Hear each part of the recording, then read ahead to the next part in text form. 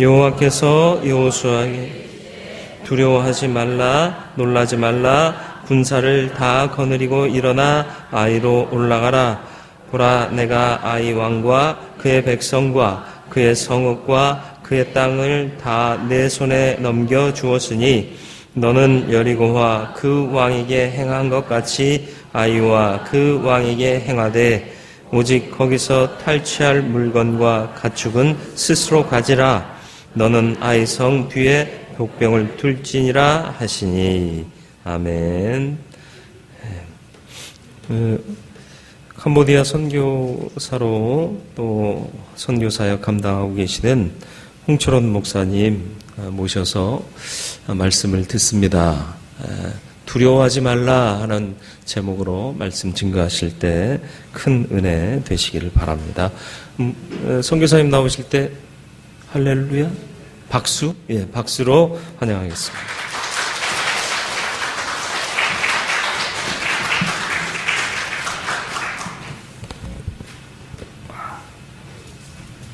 할렐루야.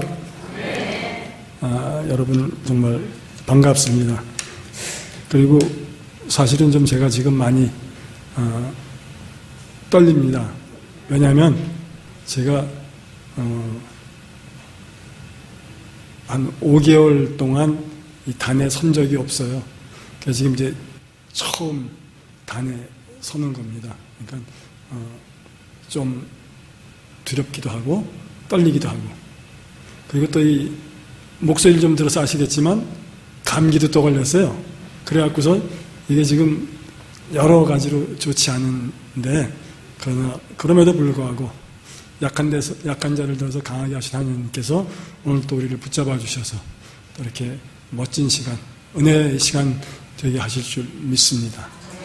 잠깐 기도하겠습니다. 하나님 아버지, 감사합니다. 부족한 자가 두렵고 떨리는 마음으로 감히 이 단에 섰습니다. 하나님, 성령으로 임재하여 주셔서 인간의 지식이나 세상의 지혜로 하는 것이 아니라 하나님의 성령의 능력이 나타나게 이 시간 인도하여 주옵소서. 예수님의 이름으로 감사하며 기도드립니다. 아멘. 제가 이 자리에 서는 게 두 번째인 것 같아요. 제가 지난번에 왔을 때 여러분께 약속한 게 있습니다. 뭘 약속했냐면 기억하실지 모르겠는데 제가 사역한 거를 그 전에 왔을 때는 그냥 말로만 전해드렸거든요. 이번에 이제 그림을 좀 준비를 했습니다. 동영상을 좀 준비를 했는데 동영상 잠깐 좀 비춰 준비가 됐죠? 한 7분 정도 보시기 바랍니다.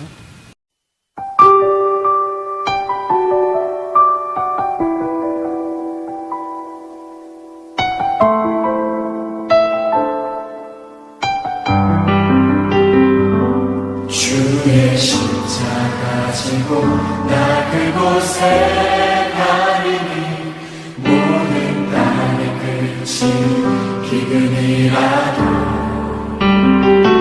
주님 그곳에 나 보내셨으니 주님의 뜻 구하며 찬양하리라.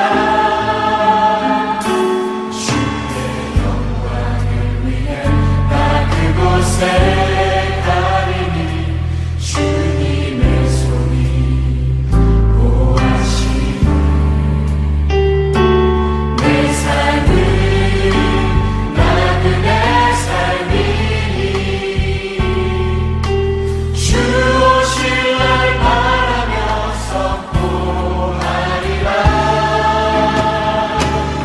주의 십자가 그 땅에 묻으며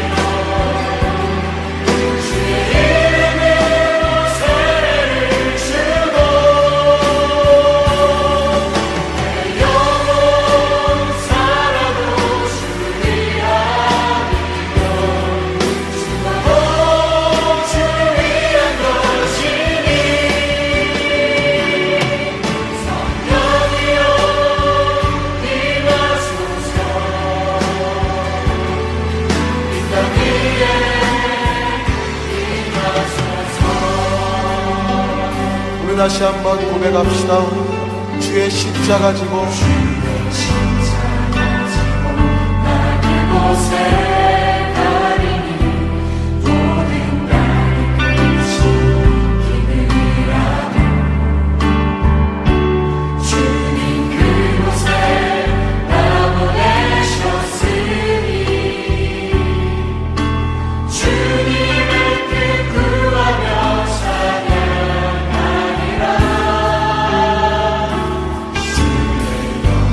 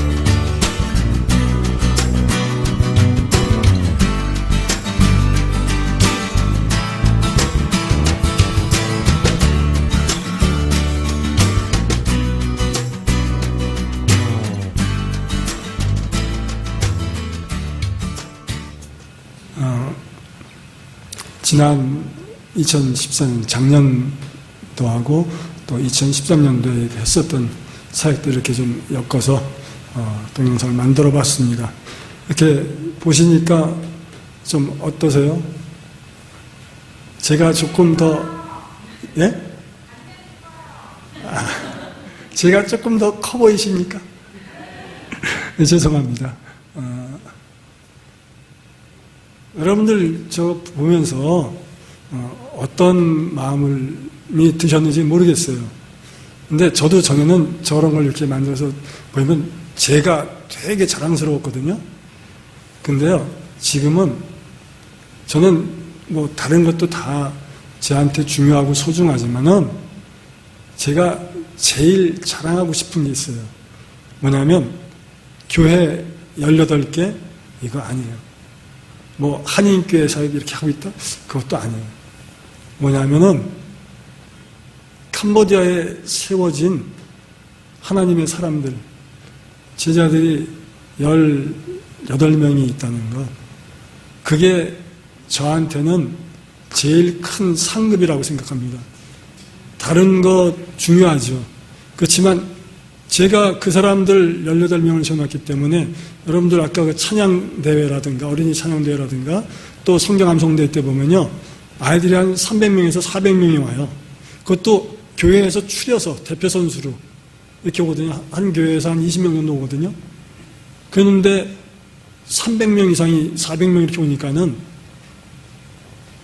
그거 제가 하려면 그렇게 못하거든요, 저 혼자서. 근데 제자들을 이렇게 만들어 놨더니 그 제자들에 의해서 또 재생산된 우리 제자들이 그렇게 늘어났다는 거, 그거를 제가 보고서 너무나 우리 제자들이 너무나 사랑스럽고 자랑스러웠습니다. 여러분들이 그 저를 위해서 기도해 주시는 것도 고맙지만은 캄보디아에 세워진 그 사역자들을 위해서 많이 기도를 해주셨으면 상당히 고맙겠습니다. 오늘 여호수아서 본문이요, 이게 제가 제목을 두려워하지 말라 이렇게 말씀을 드렸는데 한번 보세요. 이스라엘 백성들이 출애굽을 했거든요. 근데 나왔는데 하나님의 말씀을 좇아서 출애굽을 했는데 나오자마자 홍해라는 커다란 장애물을 만나잖아요. 또 하나님의 그 종인 모세의 도움에 의해서 홍해를 건너서 왔는데 이제 여리고성만 공격하면 되는데 여리고성 앞에서 또 여러 가지 어려운 일들을 당하잖아요. 이스라엘 백성들이 할례를 했어요.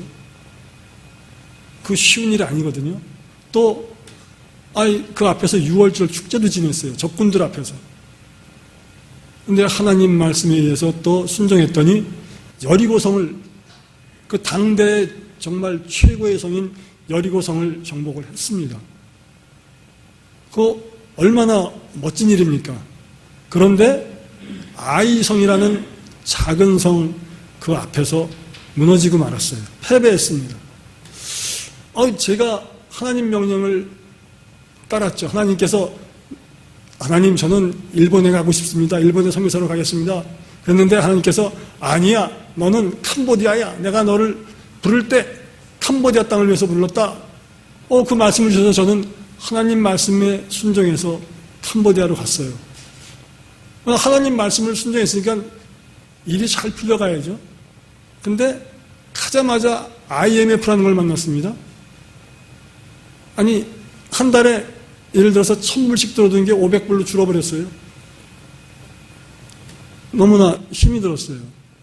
근데 뭐 일을 하라고 보냈으니까 가서 일은 해야 될 거 아니에요? 할 방법이 없어요. 왜냐하면 군자금이 없는데. 그래서 하나님 앞에 무릎을 꿇었습니다. 하나님, 이거 저는 일본 가고 싶었는데 캄보디아 땅을 보내주시더니, 또 우리 아들이 캄보디아 땅 와서 뭐라고 하는지 아세요? 왜 이렇게 나라가 후전이에요? 그러면서 아빠, 혹시 하나님께서 캄보디아 옆에 있는 베트남 가라고 그랬는데 아빠가 그 뒤에 말 못 듣고 그냥 캄보디아만 들어서 캄보디아 온 거 아니야? 이렇게 얘기를 했거든요. 사실 그 당시에 베트남도 별로였거든요. 근데 베트남이 더 좋아 보이는 거예요, 걔네들. 그렇게 순종해서 왔는데, 이게 도대체 뭔 일입니까? 어떻게 해야 됩니까? 그래서 기도를 했더니 하나님께서, 사람들을 불러 모아서, 아이들을 불러 모아서, 네 집에서 가르쳐라. 그 가만히 생각해 보니까, 거기가 먹고 하는 건 싸거든요, 물가가. 그리고 한국식으로 먹는 게 아니라 캄보디아식으로 먹으니까 더 싸요. 그리고 뭐 집에 방이 있으니까 방에다 재우면 되는 거고. 그래서 6명을 불러 모아서 이제 집에서 먹이고 재우고 그러면서 새벽 5시에 아침 기도부터 시작해서 밤 11시에 마침 기도까지.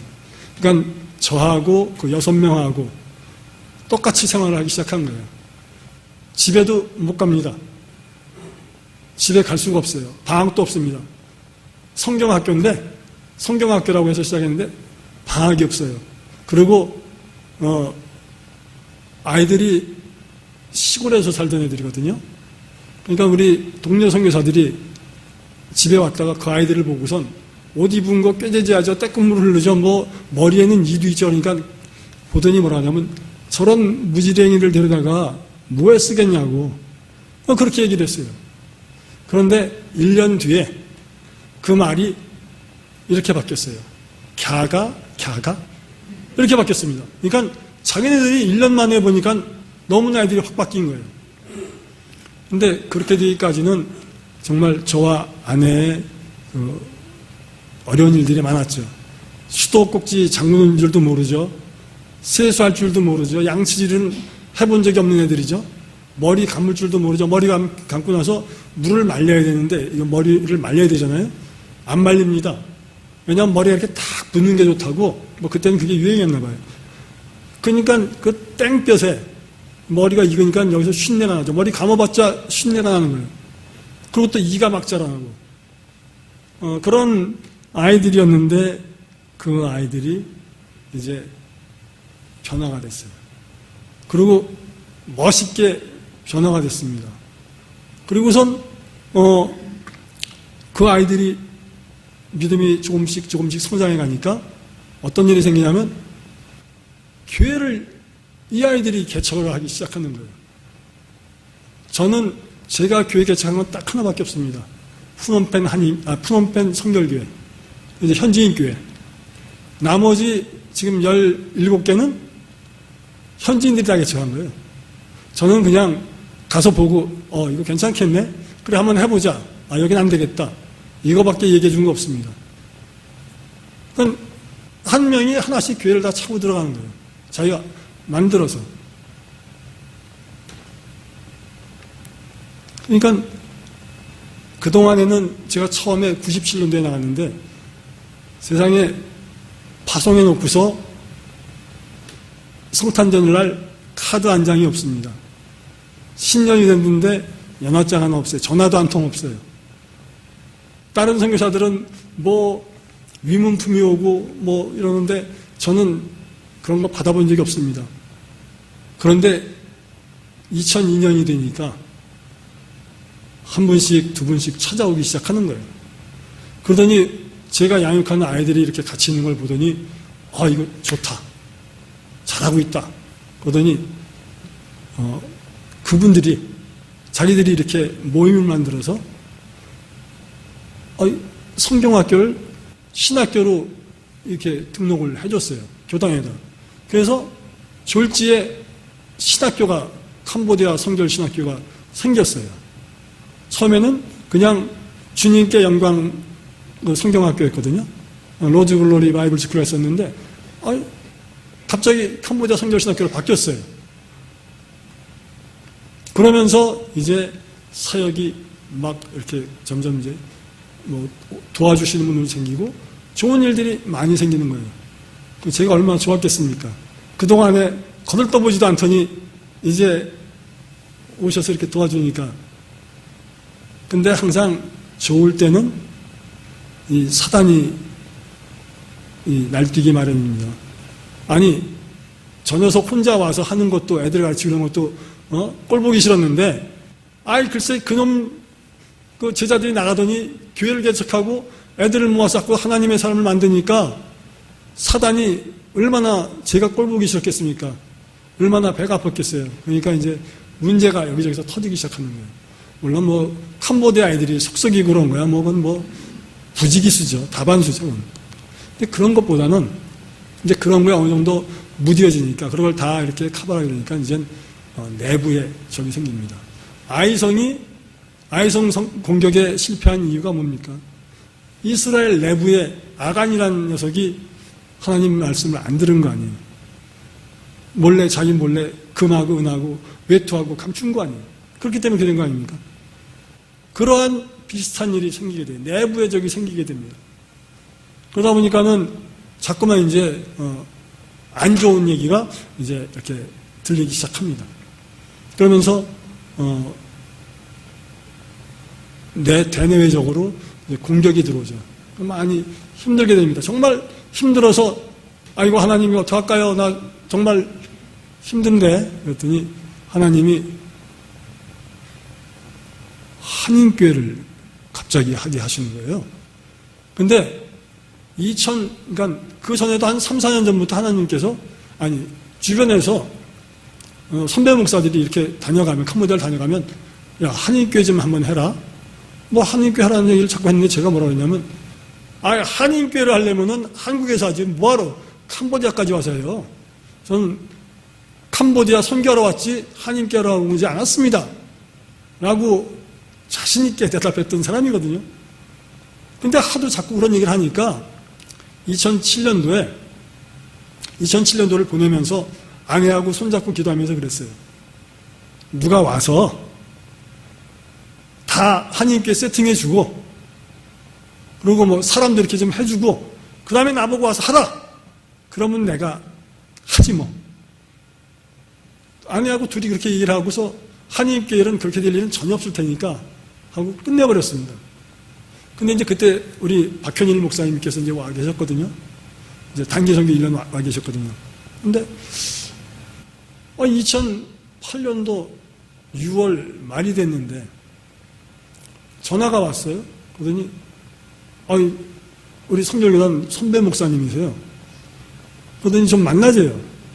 그래서 만났더니 저도 모르게 제 캄보디아 그때 벌써 10년 가까이 넘었는데 저도 모르게 들어오셔갖고서 뭐 한국 사람 뭐 어떤 사람을 이렇게 만나갖고서 기술학교를 만들었다고 그러더라고요.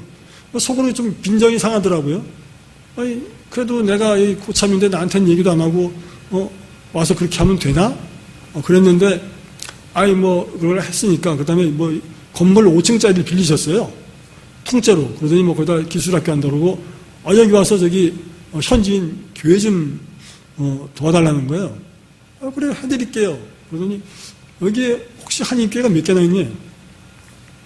교회 몇 개 있습니다. 6개, 그 당시에 6개 있었으니까 6개 있습니다. 그랬더니 우리 교단 교회는 있네요. 없습니다. 그랬더니 홍 목사 자네가 하게 그러더라고요. 저는 안 해요. 저는 한인교회 하려면 한국에서 하지 뭐 여기서 합니까? 저는 선교하러 왔습니다. 그랬더니 역정을 내시더라고요. 다 만들어주고 와서 설교만 하라는데 그것도 안 하냐고. 근데 저 싫어요. 그러고 돌아왔는데 돌아와서 아내하고 얘기하다 보니까는 2007년도 12월 달에 2007년을 마무리하면서 하나님한테 약속했던 그 내용이 그대로 이루어졌잖아요. 세팅이 다 된 거예요. 뭐 건물 있지, 의자, 뭐 집기 다 해놓고 그 다음에 뭐 박현일 목사님하고 또 단기 선교원 자매들도 있고 뭐 피아노 칠 사람도 있고 다 있는 거예요. 그 다음에 성도들도 벌써 몇 명이 있어요. 기술학교 한인국 선생들. 그래서 어떻게 해요? 하겠습니다. 그랬더니 6월 말에 그 얘기가 나왔는데 7월 21일 날 한 달도 채 안 돼서 교회를 개척했습니다. 그런데요, 참 우스운 건 그로부터 3개월 뒤 이분이 그 건물을 기숙학교 후원해 준다고 그랬는데 이게 잘 안 돼갖고서 뭐 전기요금도 못 내고 막 이래갖고선 그게 건물의 전기 공급이 중단돼 버린 거예요. 그리고 월세를 못 내니까 집게 하나도 못 가지고 쫓겨났어요. 그럼 어떡합니까? 이제 저희 센터로 한인교회를 들어왔죠. 그랬더니 그때 막 시작했고 막 3개월밖에 안 됐는데 10몇 명씩 나오고 16, 17 이렇게 나왔는데 센터는 좀 이게 안쪽에 있거든요. 좀 멀리 있거든요. 도심에서. 그러니까 사람들이 툭툭툭 떨어지더니 나중에는 4명밖에 안 남더라고요. 그래서 제가 하나님한테 이게 뭡니까 도대체? 선교 잘하는 사람 지금 망신 주는 거냐고. 나 이제 하나님께 안 한다고 막 때를 썼더니 하나님께서 그 다음날 전화가 왔어요. 어떤 사람이 미국에서 왔는데 사업하러 왔는데 자기 교회 나오고 싶다고 좀 데려가 달래요. 그러면서 한 사람 두 사람 이렇게 막 오더니 교인들이 갑자기 또 15명을 불어난 거예요. 근데 우리 센터 교회는 에어컨이 없어요. 그냥 선풍기만 돌아가고 비 오면은 바닥에 물이 막 이렇게 고이는 데인데 그렇게 사람들이 오기 시작하더라고요. 그래서 이제 그분들하고 상의해서 이제 지금 있는 자리로 자리를 옮기고 거기다가 이제 교회를 지어서 이제 옥상에다 개인주택인데 옥상에다 집을 지어서 이제 이렇게 교회를 옮기게 됐고 지금은 뭐 한 60명 정도 이렇게 출석하는 그런 교회가 됐습니다. 그런데 그게 뭐 50명 나오고 60명 출석하고 이게 문제가 아니라 한인교회를 하게 하신 하나님의 뜻이 있는 거예요. 제가 그 신학교를 하면서 너무나 힘들어하니까 하나님께서 신학교를 내려놓게 하시면서 그 한인교회는 2년여간에 신학교를 정리해서 후배한테 넘겨주게 하시고 후배가 많다 사게 하고 그러면 저는 한인교회를 하면서 한인교회에서 이제 선교에 이 도움을 주기 시작하는 거예요. 제가 캄보디아 간 지 지금 18년째거든요. 그러니까 18년이 됐으니까 제가 아는 목사님들이 우리 대한민국에 참 많습니다. 그러니까 제가 후원을 무지하게 많이 받습니다. 그러니까 후원해 주신 분들이 많아요. 후원해 주셨던 분들이 많습니다. 후원해 주시는 분은 적어요. 왜냐하면 이미 몇 번 하고서는 뭐 5년이고 10년이고 하고선 다 끊어집니다. 뭐 계속적으로 이렇게 후원해주는 교회는 거의 없어요. 보통 대개 길면 10년, 짧으면 5년 이 정도거든요. 그러다 보니까 이제 아는 분들은 많은데 이제 후원해 주시는 분들은 자꾸만 줄어듭니다. 그러니까 교회가 17개면은 18개면은 사역 그 사람들도 뭐 일할 군자금이 있어야 되잖아요. 그게 저는 이제 점점 줄어들고 한국에서 오는 건 줄어들고 근데 그 보충을 한인교회에서 하는 거예요. 얼마나 이게 적절하게 됐는지 그리고 한인교회를 하면서 제가 신학교를 하면서 잃었던 영적인 힘을 회복하기 시작하는 거예요. 그래갖고서 지금까지 이렇게 해오고 있습니다. 그러면서 이제 좋은 장로님들을 보내주셨어요. 얼마나 감사한지 모르겠어요. 장로님들이 너무나 좋으셔서 같이 협력 사역을 합니다. 우리 장로님이 우리가 한 60명 정도 출석하는데 장로님만 5분이에요. 그러니까 이제 다른 교단 장로님들이 많습니다. 우리 교단 장로님 2분 계시고 장로교 교단 2분 계시고 그 다음에 감리교단 1분 계신데 이제 우리 교단 그 장로님들하고 이제 우리 사역자들 자립할 수 있도록 도와주는 그런 프로그램을 지금 하고 있고 또 한 분 장로님하고는 유치원을 이렇게 설립해서 유치원 사역을 이렇게 서로 동역하면서 이렇게 사역을 하고 있습니다. 그러다 보니까는 이게 점점 사역이 균형이 맞춰져 가면서 재미있게 되는 거예요. 제가 캄보디아를 떠난 지가 지금 5개월 됐거든요. 5개월 됐는데 교회도 문제없이 잘 돼 가고 있고, 그다음에 현지인 교회들도 아무런 탈 없이 잘 돼 가고 있습니다. 제가 이제 받는 소식이 뭐 카톡이나 뭐 이런 걸 이메일을 받지 않습니까? 그럼 문제가 있어서 뭐 문제가 생겼습니다 이렇게 하고 연락 오는 건 없고, 아니 뭐 잘 돼 가고 있습니다. 성도들이 더 늘었어요. 뭐 이러면서 목사님 편히 쉬시다 오시세요. 근데 빨리 오세요. 꼭 뒤에 이제 빨리 오세는 붙는데, 하여튼 그렇게 사역들이 제가 없어도 잘 이렇게 돌아가고 원활하게 되어가고 있습니다. 그리고 이제 아까 여러분들 그 동영상 보셨지만 그 현지인 목회자들 영성 훈련을 시키고 있어요. 이제 우리 서 목사님께서 이제 오셔서 감당해 주셔야 할 목 중에 하나인데, 왜냐하면 우리 사역자들 제가 한 달에 한 번씩 센터로 초대를 합니다. 그래갖고 2박 3일에서 3박 4일 동안 먹이고 재우고 하면서 이제 성경을 가르쳐요. 그 이제 전에는 저 혼자 했다가 이제는 한국에서 목사님들 초청해갖고 한 달에 한 번씩, 그러니까 한 달에 한 번 하려면 12분이 계셔야 되잖아요. 근데 12분이 안 계세요. 그러니까 목사님들이 못 오실 때는 저나 저하고 또 이제 우리 그 삽동 목사님이 같이, 우리 선교사님이신데 같이 맡아서 그 아이들을, 우리 목회자들을 가르치고, 또 미국에서 오시는 목사님도 계시고 또 태국에서도 오시고 이러면서 목사님들 초청해 갖고서 목사님들이 이렇게 아이들 이렇게 강의를 해주고 있습니다. 그런 사역 또 지금 우리 하면서, 아까 보셨죠? 교회 하나 개척했었죠?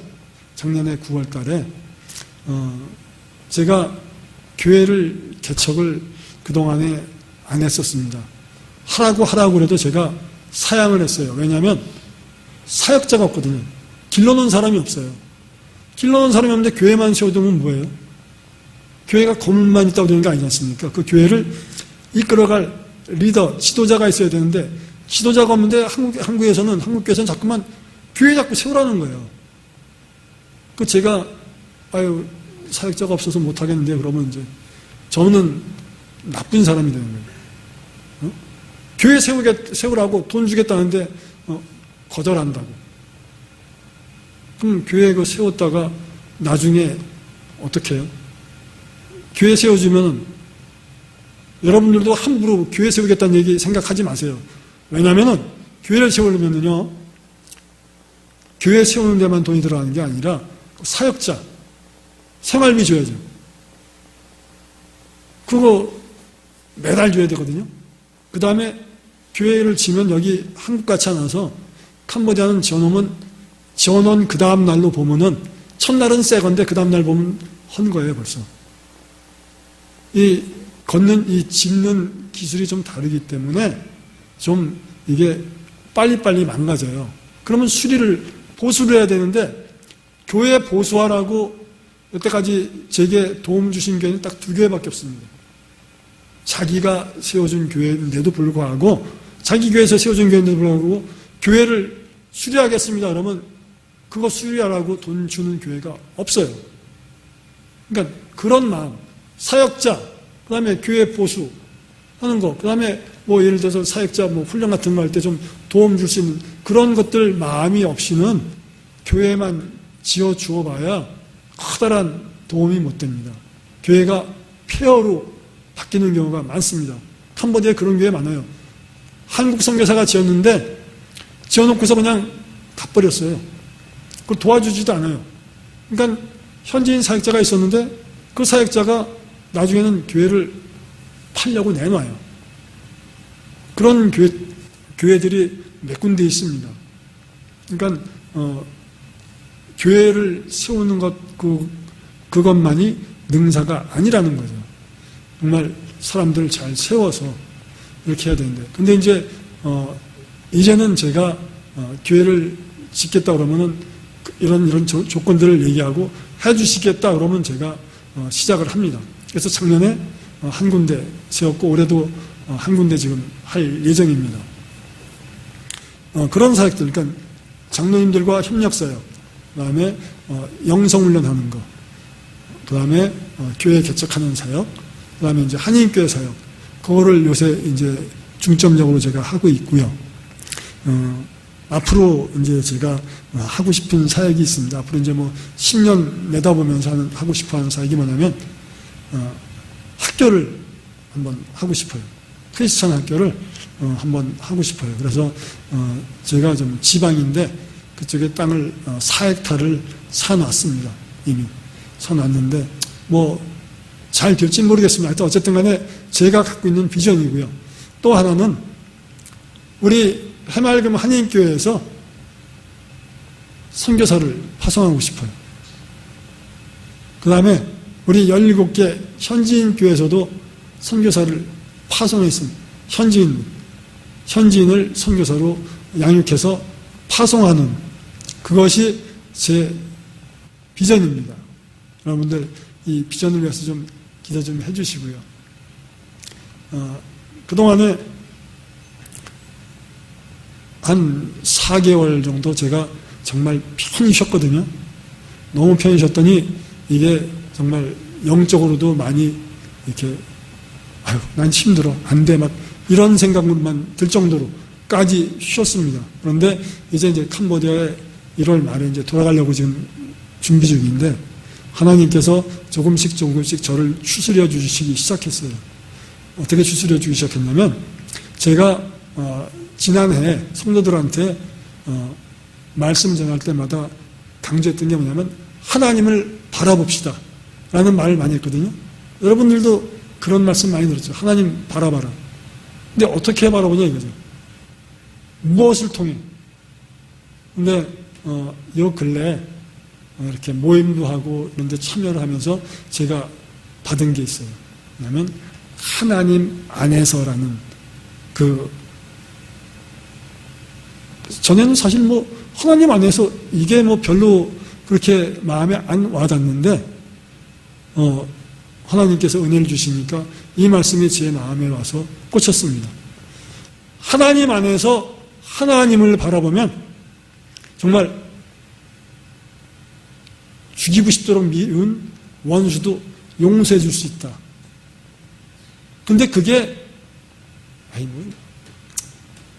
말로만 그렇지 그게 잘 되나? 정말 미운 사람이 있잖아요. 어떻게 용서해요? 근데 요 근래는 그래 용서해야지 뭐 그가 나를 용서하지 않더라도 나는 용서해야지 뭐 그리고 그냥 그렇게 지내면 되지 뭐 그런 생각이 들기 시작했습니다.